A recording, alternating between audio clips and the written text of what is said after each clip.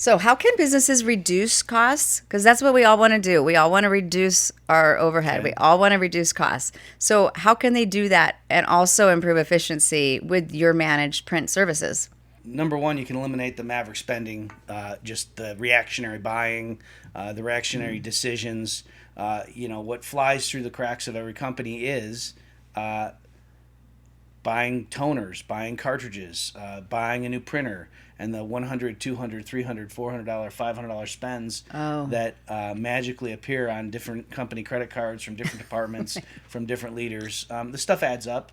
And if you have a strategic plan for managing your devices and your print, and you monitor and manage that, then you can reduce costs. And if you don't, you won't. And maybe it's a 0.5% of revenue, and that's not a big deal, or 1% of revenue, but it does add up, and it is a place where you can add to the bottom line, because the less you spend on print, uh, generally the more automated you end up being, right. and your gross profit goes up, which means your bottom line income goes up. Right. So it sounds like you're saying it's all those little expenditures like, oops, we're out of toner again, better buy a bunch. And then you don't realize you're getting a delivery of toner next week. Something Well, like that. it's little expenses, and it's also can be large lease payments that at the last minute when you need something, you're just going ahead and signing long-term contracts with volumes included that you're not really using. So it goes unmanaged. I can tell you in our business, as we strategically look through invoices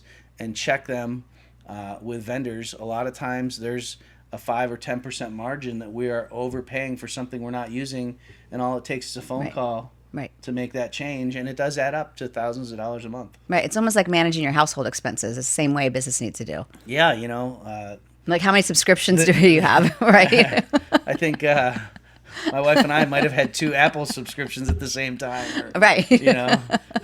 it's definitely worth looking at to find out how to save some money.